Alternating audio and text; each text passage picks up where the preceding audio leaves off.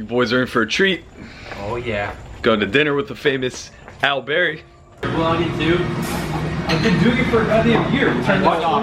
I know, but you just never turn this off. Meet Al Berry. Now you don't know what to tell you. Now Are you you're on a fucking vlog. kidding me right now? Can I eat my food without you in my face? Now you're a 3-bet or...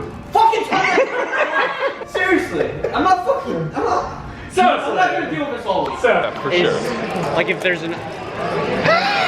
No. Fuck, am I gonna have to... Oh, okay. I don't want to be your puppet. Wait for you.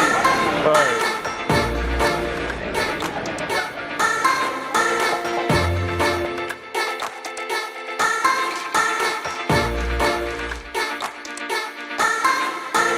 Those are the final table shoes right there. Those are day one shoes. Let's go!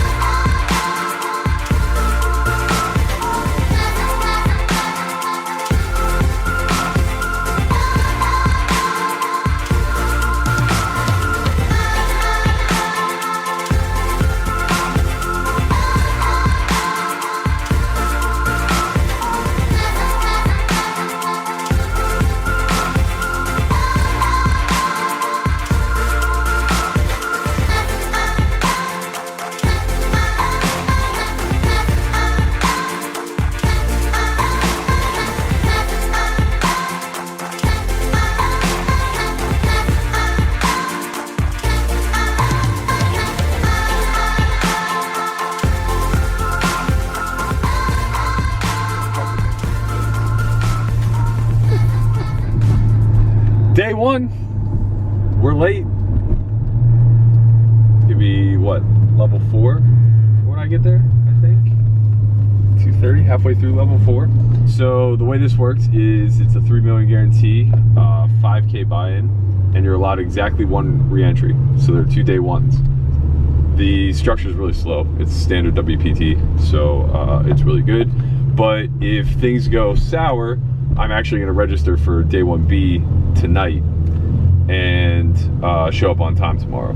This is one of the few events of the year where the first level actually has antes. So it would behoove me to be here 200 blinds deep with antes in the first level, but that was kind of out of my control today.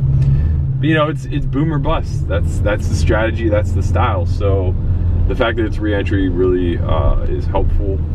And there are a bunch of other events too. There's a 2,500 2 million guarantee, I think, on Sunday, and then a 25K 1 or 2 million guarantee on Monday. So we'll be fired. We're coming at you.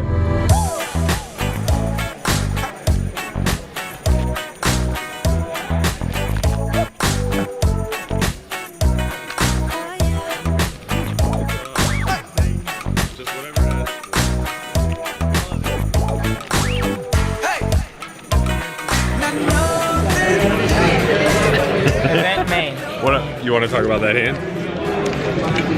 No. Come on! No. So, the hand in question that Alan refused to talk about was, I opened ace queen and we were about 120K effective at 5-1. I opened the 3, he makes it 8, I call. Flop is king 8-8, check check, turn 8, I check, he bets 10, I call. River is an ace, I check, he bets 13, I call, he has ace king from the check. And Can you fucking turn the goddamn camera off? no, you're a part of the show now, buddy. You are the show. Probably go for 2,500, 25,000. At least put the camera down so it don't look like I'm 5'4". Yeah, do it from the below. All right. That way it looks like it's an authoritative view. Yes, that's right. Let me run this hand by you that Alan's making fun of me for. Kid opens at 8-16 to 36. I make it 10K with ace 8 of spades. That's a terrible 3-bet. No, it wasn't. The big blind had 12K. I'm shutting him out or just calling off against him. That way I don't have to worry about it. Kid opens. Doesn't matter. Kid opens what? You're an idiot. You have 7 people left that behind. You're an idiot. You suck at poker. God, I'm getting critiqued by a businessman. Yeah. Watching you today inspired me to get back in. Good. Button cold calls. We both have 150K effective.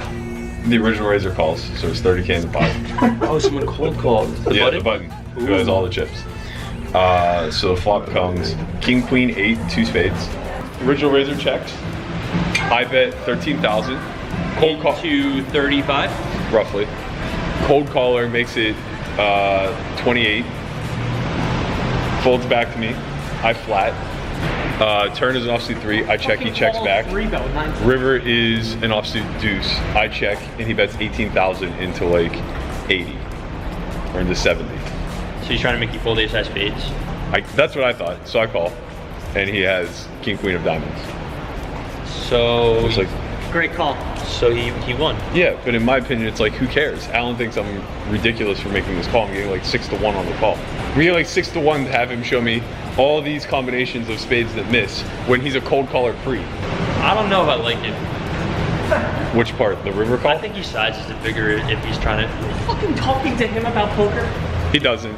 I mean, later I call with bottom pair in the same spot where he bet 8,000 into like 30. Different. His timing was off. Oh my God, This is Alan is unbearable. I'm way down there. I know you ain't afraid about pills. Baby, I know you ain't scared to catch feels with me.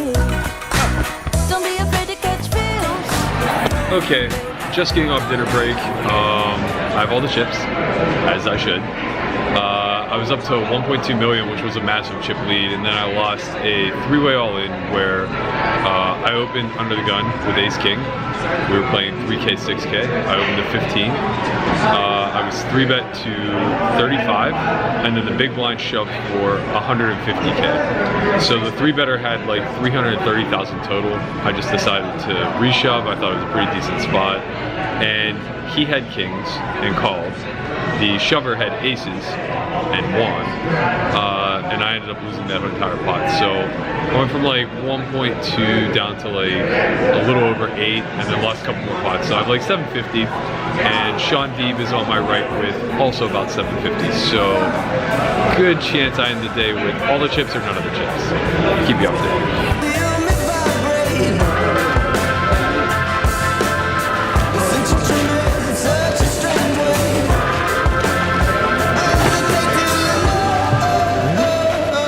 Nice little stack.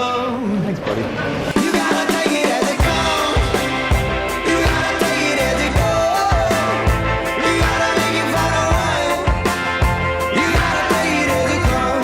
What up, team? All right, so it's day 3.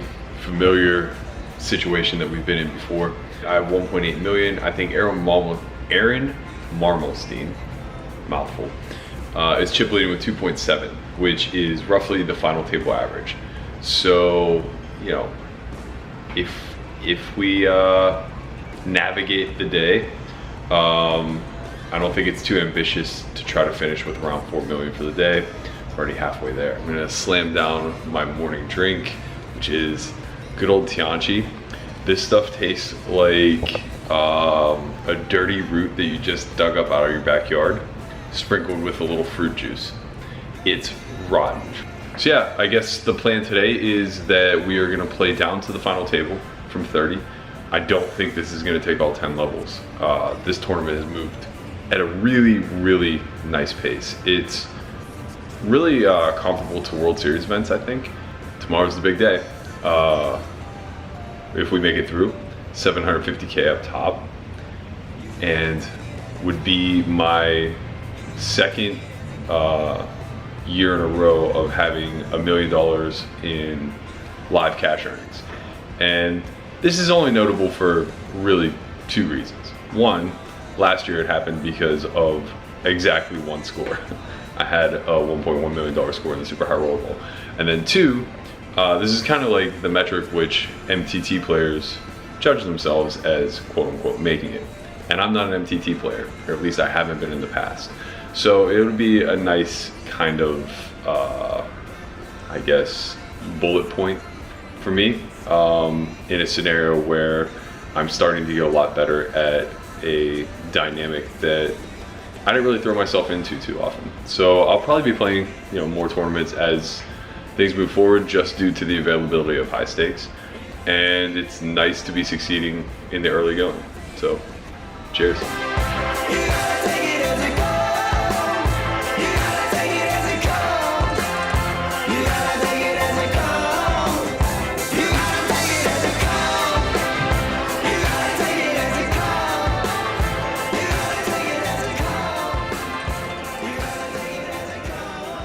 I am, I believe, 2 of 9. I have 4 million coming back to 2040, so 100 big blinds.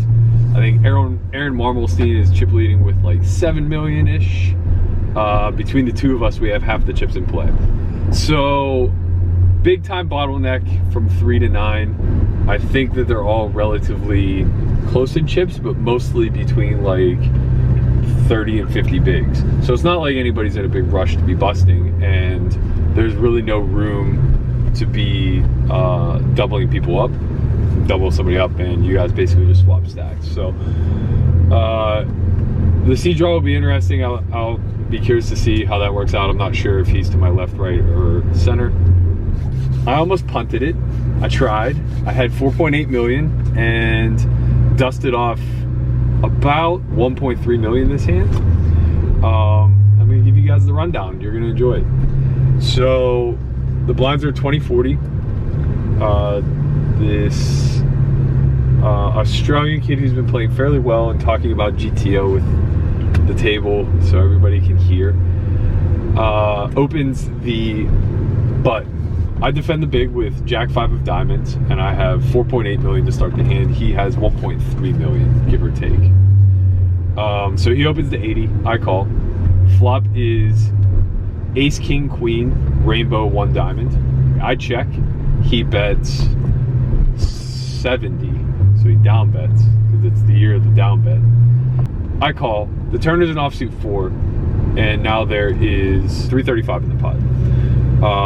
I check, and he bets 240 into 330. So when he sizes up here, now I think it becomes a lot more polarizing.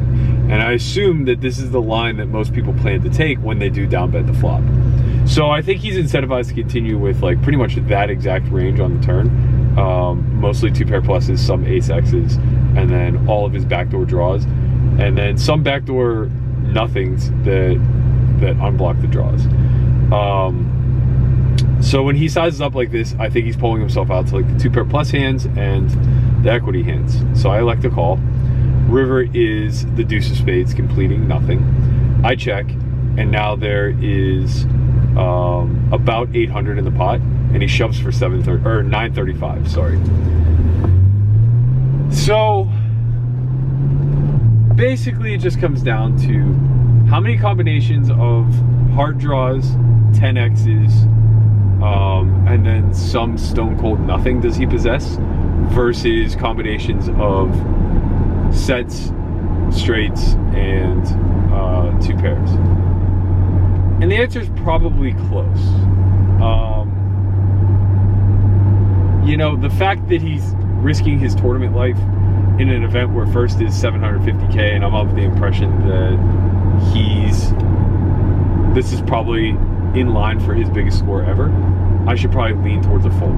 But hearing him talk, he sounded like he was pretty knowledgeable, studied the game pretty well. It just seemed like he was setting up a 3-barrel shove with pretty much his entire range. And at this point, I don't really think king queen is even shoving, just because I still retain ace deuce and ace 4 in my range pretty easily. So after a lot of tanking, I decided to call with the jack high. So I punted off a little bit there. The jack high was no good, as in years past, but I was fortunate enough to burst the final table bubble, getting kings versus ace king for like 1.2 million, and I had already chipped back up. So I ended up bagging 4 million, coming back feeling good, and trickles of me calling with jack high should linger through the remaining 9, just to put a little extra fear equity in them, to know that I will not be bluffed. That's it. I'm gonna go hit the gym and get prepped for tomorrow. That's it. I don't know what else to say. We've been here before. I haven't closed one of these things yet. I can't imagine a better time than now. You know, I got a house on the line, and we paid for the down payment with the last one. Let's just pay the whole fucking thing off.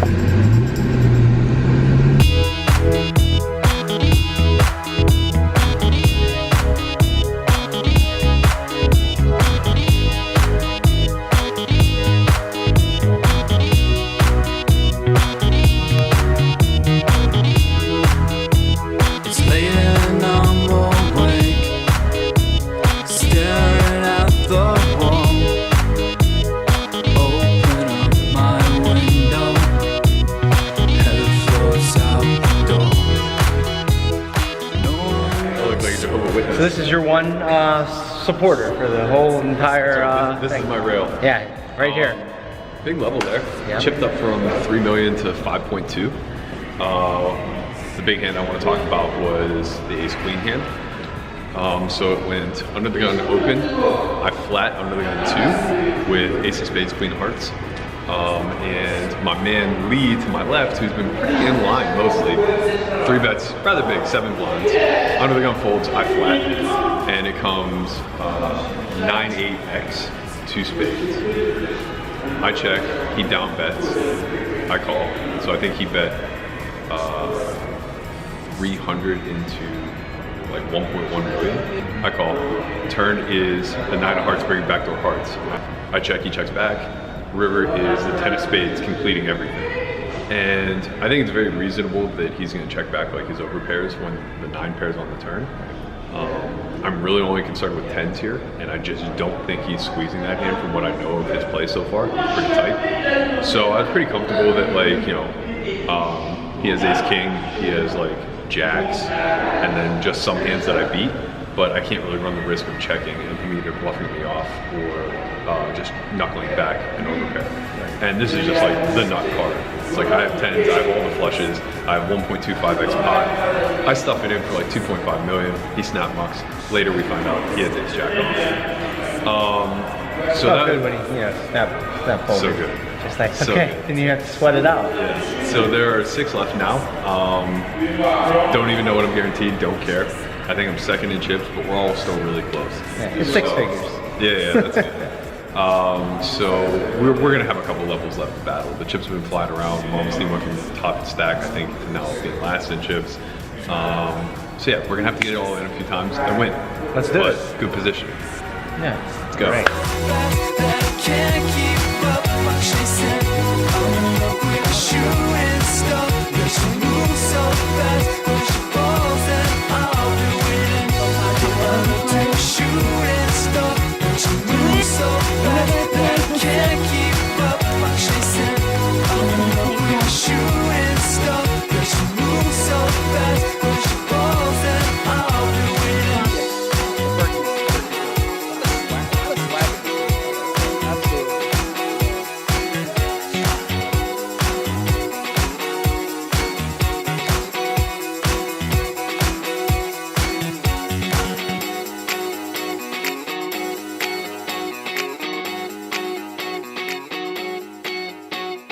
And it's fine to like throw a little. This is going Oh, wow, to okay. be GG Berkey.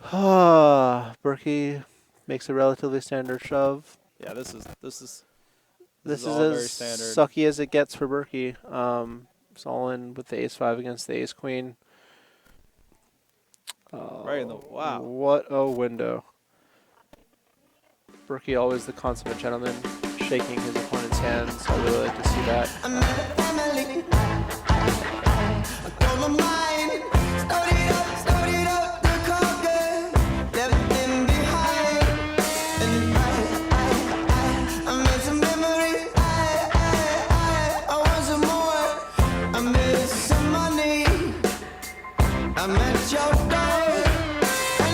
Okay, I'm starting to get the gist of this down. I am the bronze medalist.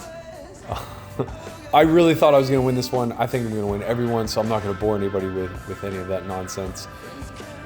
The most pivotal hand that I played at the final table was one that really isn't interesting at all. It was kind of a setup hand, 4-handed. He opens under the gun. I'm on the button with 2 jacks. So I 3-bet to 5.5 blinds, and he just stuffs for 40. I call, he has queens, we lose, leaves me with 20 blinds, and I never really recovered. I played my heart out today. You know, anybody who watched the coverage that can't see how desperately I wanted to win this wasn't paying very close attention. I played my absolute A+ game. And you know what? 3rd place is a pretty good result for tournament poker and playing your best. It's just not in the cards all the time. That's it. I'm capping the summer off. That's my last event until very likely the end of September. I'm considering going to the Brigada and then Maryland for that little 2-week swing. But who knows? We got a lot of stuff going on at Salt for Why. We have a huge expansion that we're trying to get underway by May of next year. So that just may take up too much of my attention. But then again, I could just do it for the vlog, you know? It's like, just keep banging out these final tables for you guys. I appreciate you guys tuning in. Hopefully I can keep putting these deep runs together and definitely get you some more behind the scenes and some high stakes cash. Fingers crossed that I'm gonna get invited to one of the Poker After Dark sessions in early September. If so, I'll be bringing you guys all the behind the scenes there as well. So stay tuned.